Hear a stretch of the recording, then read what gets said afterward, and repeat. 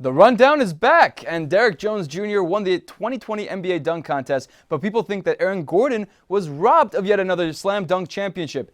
So, do you guys think that Aaron Gordon was robbed, or was airplane mode did he deserve that championship? Former Rebel, UNLV alumni, great dunks. He deserved it, hands down. All right. You gotta be kidding me. Aaron Gordon was robbed, not once, but twice. The dunk contest is about creativity, and he showed that twice. But it's okay. I don't think it was okay. robbed twice, maybe just once. But anyways, let's get on with the show, guys.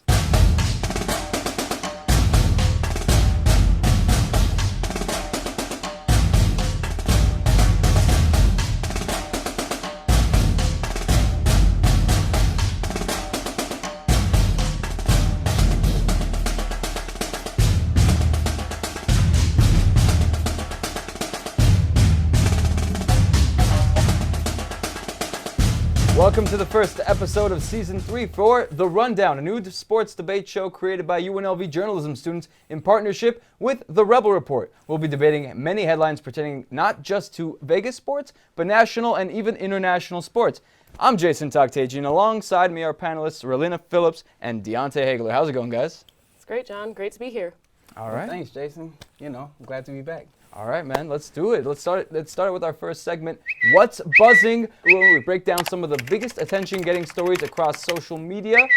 And what's buzzing first and foremost? It is the Golden Knights who are buzzing because their newly acquired defenseman, Alec Martinez, is here talking about the great reception he got from the Golden Knights fans. Let's take a look. It's awesome. I said it in the arena interview. I learned the hard way. Multiple times, not just in the playoffs, but a lot of times we came into this building and they're unbelievable fans, and be able to play in front of them is pretty special, and I'm a lucky guy. At the time of taping, VGK won their last 7 games, including an impressive 5-3 victory over the Tampa Bay Lightning, who won 11 matches before their defeat. So, do you guys think the Knights can keep this up all the way up until the playoffs? You know, we've seen what the Knights are capable of per the last 2 seasons and the past 7 games. I think so, definitely, for sure. Nick Cousins in his Knights debut came out and scored against the Oilers, so I think they're going to keep it up. No, no, absolutely not. Okay. Because currently they have 17 games left. And yes, currently they are on a 7-game win streak. However, these games are becoming too close towards the end. They're barely winning these games, and if they can't finish them, then that winning streak is going to come to an end. But they're number 1 in the Pacific Division right now. I mean, they had a rocky start to get the season going, but it looks like after all these trades and acquiring new talent, new assets, and they're continuously winning games against division rivals. I mean, the Oilers are a division rival in the Pacific, and I mean, maybe this is the start of something new, with the new coach, DeBoer, new talent, and what do you have to say to that? Well, the energy is good, but I will say this. New changes are not always good changes. So therefore, I do not see the Knights continuing on this winning streak.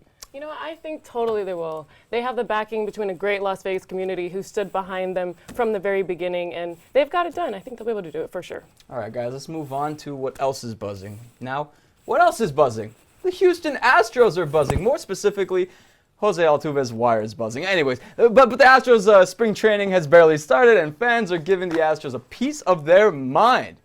Now, what do you guys think? Is the punishment of taking away the championship that they wrongfully won, is that the right punishment? Or what do you think is the correct punishment they should receive for their cheating scandal? They cheated. They deserve it. And LeBron James thinks so too. He tweeted to the MLB commissioner saying, "You need to fix this for the sake of sports." Now, if LeBron says it, I stand behind it. I agree. LeBron is the guy. But this is where I'm going with this. Strip them of the championship, take them out of the history books. You're cheating. That's not fair to the other people who actually put the work in, who dedicated their daily hours to play this sport. Now, this situation reminds me of a team in a different sport. I'm going with the New England Patriots with the alleged Deflategate. What's going on with cheating? Something has to happen, and I'm not approving of the cheating. Why cheat? Do you think that they should be banned from the playoffs as well? Because, I mean, right now, there's also a scandal, a financial scandal going on in soccer with Manchester City, and they're being banned from the Champions League, the biggest competition in world soccer, apart from the World Cup, for 2 seasons. Do you think that something should happen like that for them? Something should happen. If they are able to make playoffs, make sure they don't make playoffs. Just do it that way. Because at the end of the day, you have to have consequences for cheating. You have a championship. That's a lot. People actually play this sport for that exact reason, and you cheated for it. But you can't cheat in basketball. More importantly, UNLV basketball.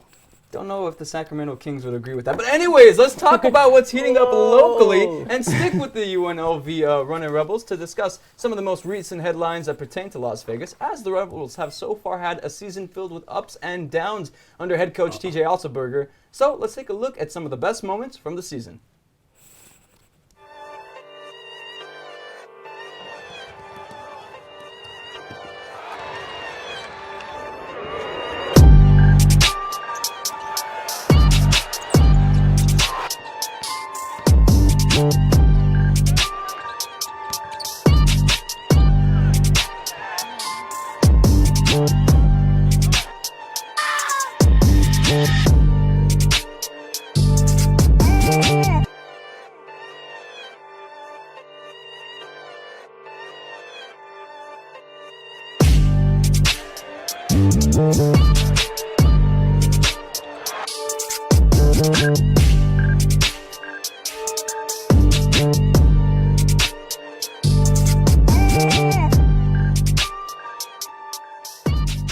One of the best moments from the season was when the Running Rebels upset undefeated San Diego State 66-63 on February 22nd. The Rebels were led by Elijah Mitchell-Long, who had 19 points to lead the Rebels to their 15th win of the season. So do you guys think this was the most impressive win? And what do you guys have in terms of expectations for the Mountain West tournament? Definitely by far their most impressive performance this year. Give UNLV their props for defeating the undefeated. And not only that, this was the highest ranked opponent that UNLV has defeated on the road since 1991. That's 29 years. And to do it under new head coach TJ Otzelberger, great, very impressive. I agree with Ray. But however, this is where I'm going with this. In the tournament, they're going to play with a chip on their shoulder. Like, they're going to come in there as the underdog to defeat the favorites. Now, the only problem that I have with the Rebels is that in the second half, they're unable to close out the game. They can't score enough points, and they turn over the ball too much. And they can't make their free throws. If they can take care of those 3 things in the tournament, they might as well just win the tournament. Yeah, I mean, their most recent game at the time of taping was against Boise, and they had a lead that was up to as many as 30 points, and missed free throws, missed opportunities, led to the game ending 76-66, only a 10-point victory. And that wasn't the first time. The game against San Diego State University, they did not score a single field goal in the last 10 minutes of the game. That's unacceptable, especially moving into conference tournament. They're going to need to play their best basketball in order to win, for sure. For sure, guys. Now let's move on to other local news. National Signing Day for college football passed, and UNLV came up with 22 3-star recruits, which is the most ever in program history. Ashley Dickinson caught up with head coach Marcos Arroyo, who spoke about the UNLV's newest recruits. Head Coach Arroyo's first signing day in the books, 28 new Rebels, and a couple big-name transfers. Here's what Coach Arroyo had to say on his first signing day. How big of a tool were the facilities in your recruiting process? Huge. I think the Fertitta complex has been a huge asset to a lot of reasons why we've had so much success. To have something that this nice that players can see themselves building their next 3 to 4 years in, and being around and being comfortable with all its amenities is nothing short of amazing. And what were some of the biggest challenges you had facing in this recruiting process? I think that the biggest part was the abbreviated schedule. When we got here, I was in a Rose Bowl our first staff meeting was the 6th, and then we hit the ground running in 3 weeks, and with really no signees and a couple commitments that was still in limbo, and we hadn't seen anybody, and still short on staff, and so these guys did amazing. They did amazing. I think that's probably the biggest hurdle we had to work through, and we did it. And congrats on the Rose Bowl. How do you think your success at Oregon has prepared you to be head coach at UNLV? Well, I think all the stages in your career give you something to pull from. The time in Oregon was awesome with the people, the stage, and the development at all phases. Really just pockets a lot of stuff for you to be able to navigate those next experiences. Coach Arroyo started his press conference by thanking the people behind the scenes who helped to make his first signing day a success. A huge thanks to the Fertitta family and their complex and all the suppliers of this amazing building. Now on to the class. Great group of guys.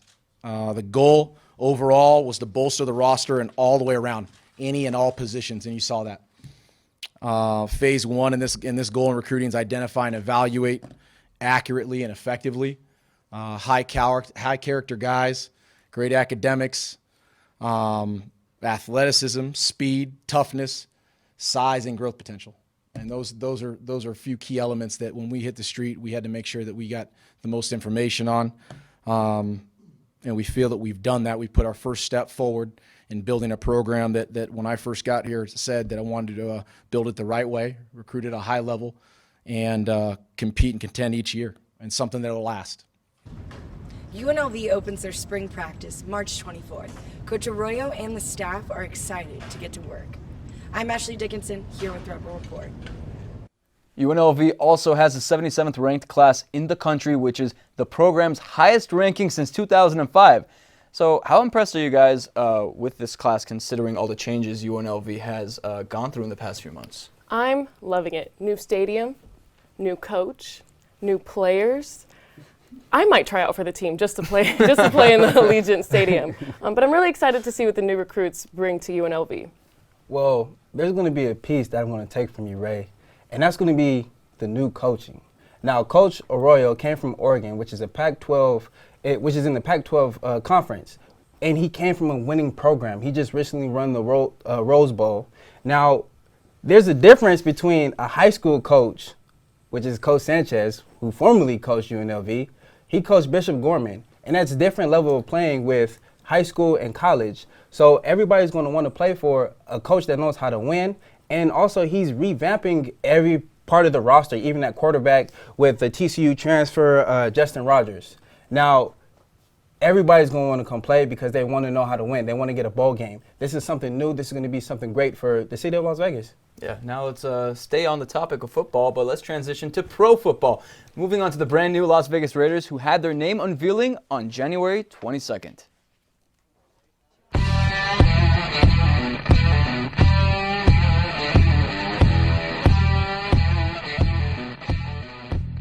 The Raiders were born in Oakland and played 13 seasons in LA. Both cities will always be part of our DNA. But today, we begin a new chapter in our storied history. For today, January 22nd, 2020, we are now the Las Vegas Raiders.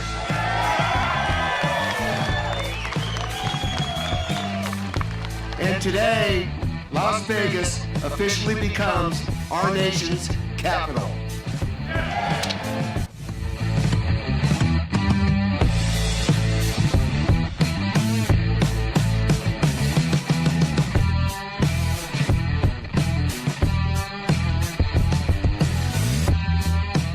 So it can't get much realer than this. The Raiders have moved to Las Vegas, but a big name has been linked to the team, and that guy is quarterback Tom Brady. They're prepared to offer him a $2 million, $60 million deal, but my question is this a smart move for the Raiders to make, or is Tom Brady on the decline? Look, I would say as long as Las Vegas has somebody to throw the ball, I think the city of Las Vegas will be happy, especially for a city that has yearned for an NFL team for decades. I think they're going to be satisfied with it, with whatever they get and not throw a fit. And as far as Brady goes, leave Brady where he is. Okay, let's get a fresh start. Let's start a new legacy. I don't know about all that. Now, I'm going to say I'm all in for Tom Brady. Bring Tom Brady to the city of Las Vegas because I'm telling you, he got 6 championships. 6. Wait, let me count. 1, 2, 3, 4, 5, 6. I'm glad you can count to 6. Wait, and there's more. There's more. You use Derek Carr as either trade bait or you just keep him on the team, let him grow underneath Tom Brady, just like Jimmy Garoppolo did, and you see what he did with the 49ers. They almost went undefeated, but they ended up in the Super Bowl. You just there's many parts that you could do, but bring Tom Brady to the city of Las Vegas. I for sure don't think Derek Carr would take like a backup role to Tom Brady, so they would definitely have to trade him. But Tom Brady coming to the Vegas Raiders would only, just cause for one thing and one thing only. That's like for sure, jersey sales. The amount of money they'll make off of his name. Oh my goodness, everybody's gonna be rocking a Tom Brady jersey. I'm waiting for 7 and 7 to be here. One last thing before we move on, guys, because that was a great topic, is the Pennzoil 400 that took place at the Las Vegas Motor Speedway on February 23rd. And here is the winner of the NASCAR race, Joey Logano, speaking about the victory. A race up front like that is just intense, and there's a lot of really close calls, and it's fun. The best drivers are up there. You see you're slicing and dicing up there, and it's a lot of fun. But one little mistake of being a little too late to a move either costs you the lead or puts damage on your car. So I just got to think all that stuff through. All right, guys, still to come, we talk about the heavyweight boxing match between Tyson Fury and Deontay Wilder, along with the new proposed NFL collective bargaining agreement. Stay tuned.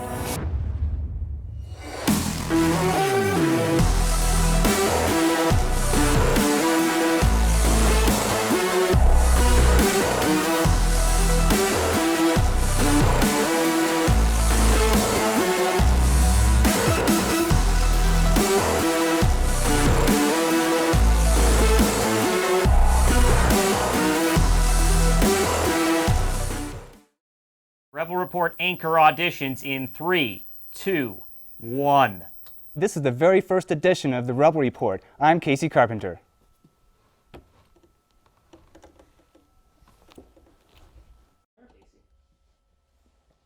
Somebody tell Hey Reb to read the prompter, please. The prompter script is good. You gotta talk. You gotta talk.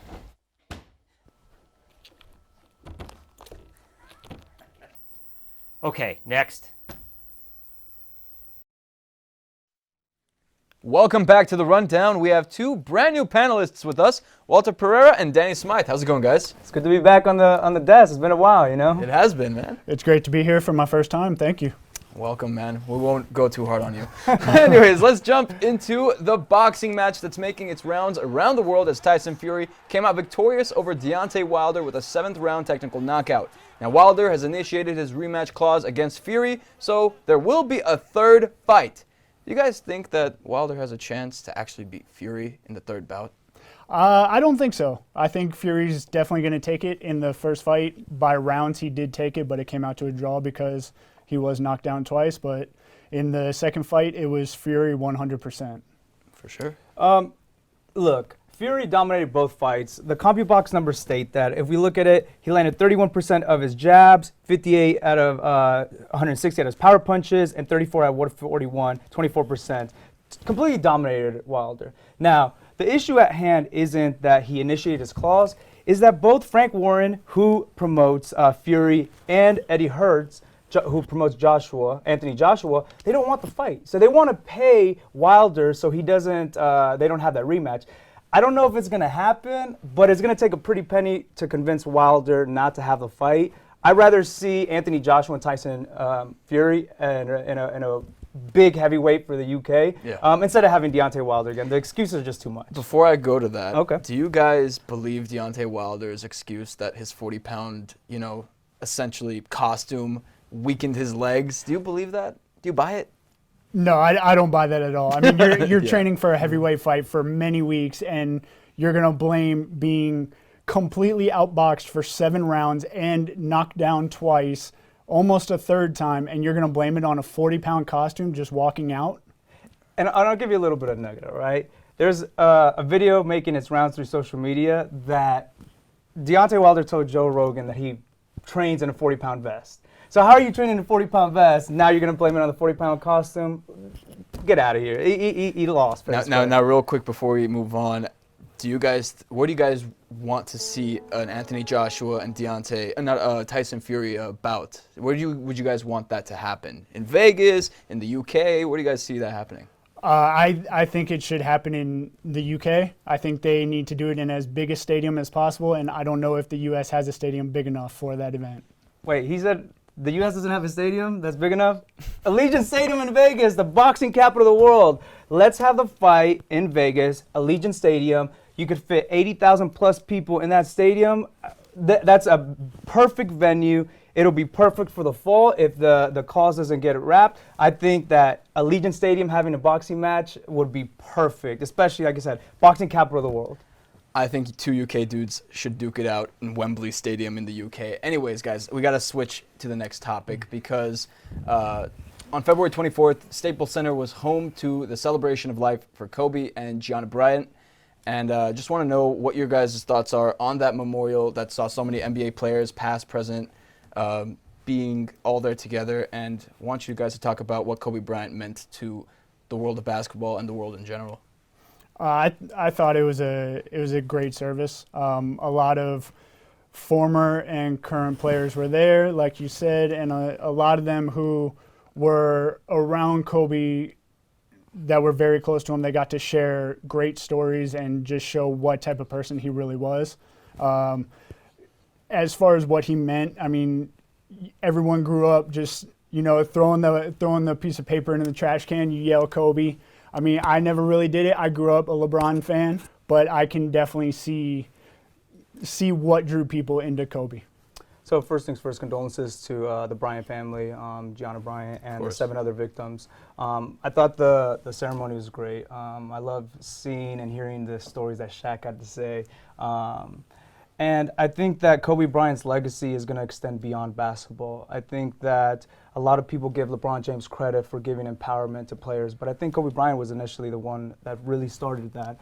And his legacy is going to extend beyond basketball. He's impacted so many people, and it's a tragic loss for the NBA community, the sports community, and just people in general that really looked up to him and admired him. So yeah, I mean, if it wasn't for Kobe, I would have not probably gotten into basketball the way that I had. I mean, Kobe Bryant, just one of the greatest to ever do it, and his style of play just got me attracted into it when I was only watching soccer at a young age. I loved the game of basketball, and I'm sure millions of people also have a similar story. So there's so many people that, across the world feel that same sort of, heartache, and I just give strength to everybody, and especially the families who were affected from it. So let's move on. Let's get a little bit of a brighter mood kicked off to end this segment and talk about the new proposed NFL collective bargaining agreement that would see the NFL season extended from 16 games to 17 games. How would this proposal affect the NFL, and do you agree with the players who are against this proposal? So a lot of people are getting confused about the current CBA. They think that it's going to be put into effect this year, but in reality, this isn't for next year. The CBA, the players' representatives, are the ones that currently voted, but they still need to get a majority of the last 2,000 players that fit the union, over 2,000 players. The biggest problem they have is the 17th game because of injury. They recently took the cap off for the $250,000 game check for the 17th game.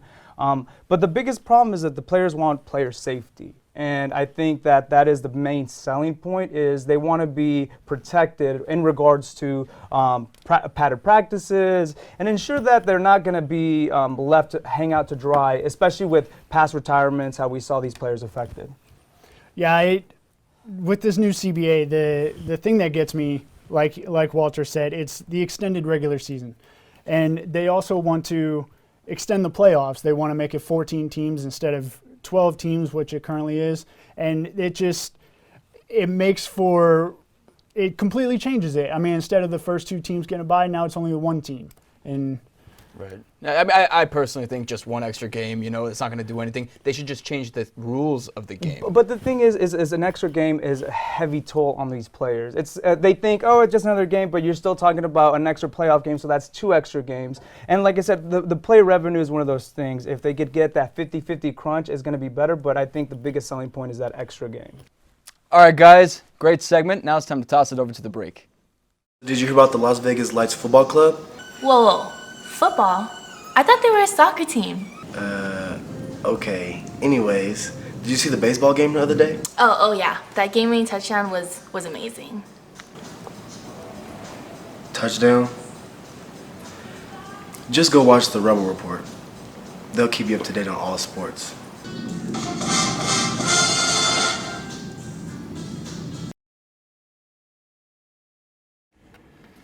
Hey, bro, did you hear about the running Rebels winning 3 straight games? No. Come on, bro. Did you hear about Bryson Stott winning Outstanding Rebel of the Week? No. Bro, that's tough. Did you hear about Owinzu being ranked? Dude, how do you know all this? Dude, I follow Rebel Report.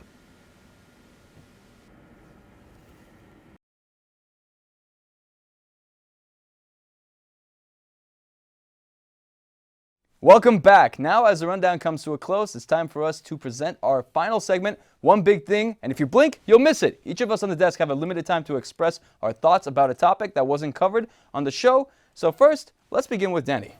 My one big thing, the XFL.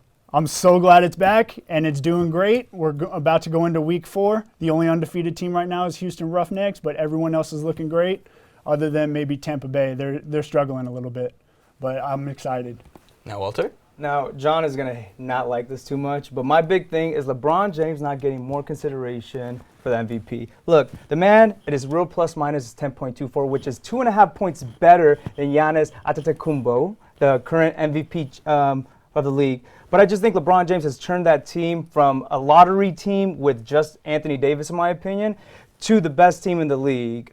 They're playing in the toughest conference in the West. I think he needs to get more consideration for the MVP, if not be the front runner. I know he's not going to get it. Giannis's PR is through the roof, best in NBA history. But I just think that LeBron James has turned that team to a legitimate championship team off his back alone. Well, I'm going to skip my one big thing because if you guys haven't noticed, we got John Castanino on the desk, basically the father of the Rebel Report, and I just want to pass it to you. You got some important stuff to talk to us about. I do. You know what? And I got to say this first before we go on.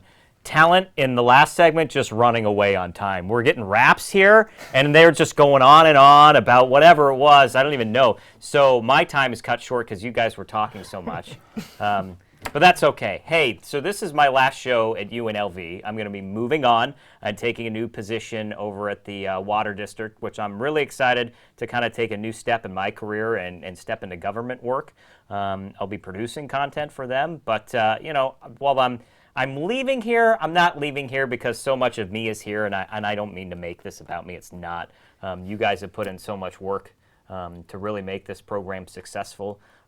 So it's been fun for me to start with nothing really here on the campus, great facilities and, you know, the bare bones, but to build a sports journalism program out of nothing and to grow along with the Golden Knights, to see the Raiders move to Vegas and be part of that process, and to see everything that's blowing up here in this city and to be able to grow with it has been really, what's the word? I don't know, pleasing to me, just great for me, honoring for me, I guess, to be a part of that. You guys did the work, not only you up here, but everybody that's behind the cameras and in the booth, and I can't thank my students enough, and I can't thank the staff here at UNLV enough. It was a team effort just to be able to pull this off, right? Thanks to our friends at KCLV, Channel 2 for putting the show on the air, and maybe this is good enough to air on KCLV. I don't know. We're going to send it to them, and then if it's not good enough, nobody will ever see this, but it's okay. How much time do I have left? Somebody give me a time cue. It's okay if I just have the floor. No, that's okay. I'll wrap up. No, this thing needs to live on, so now I'm going to go on the record and be on TV and tell you all need to individually feel some pressure to continue this thing and make it even bigger and create content and grow and cover Raiders games and cover the NBA team that's out here. Hopefully you all are graduated by then, because if you're still here when the NBA team gets here in like 2 years, I might be concerned for all of your futures, okay? But no, it's been a pleasure and an honor. Again, not just for you guys, but everybody involved with what we do here. So I guess, and I had to demand to come on my own show. They're like, what are we doing in the last segment? I'm like, it's my last show. Maybe you could give me a couple minutes? And no, I don't think anybody wanted to. I think it was I was all for it. I think it was more like defer, like, oh, okay, John. Like Walter would talk for another 15 minutes about Giannis or the NBA. It's because you're a Michael Jordan fan and you don't think LeBron James is good. That's the only reason for me. We have at least I didn't talk about soccer on this show that much, right? You mentioned it a little early in the I show mentioned it, but I didn't take a whole segment about it. But anyways, guys, that will do it for the rundown. Make sure to follow the Rebel Report at Rebel Report UNLV on Facebook and Twitter, and Rebel Report _UNLV on Instagram for exclusive updates on everything surrounding the rundown, the Rebel Report, and Vegas sports. Once again, thank you so much, John, and have a good day, guys. Thank you, John. Thank you, John.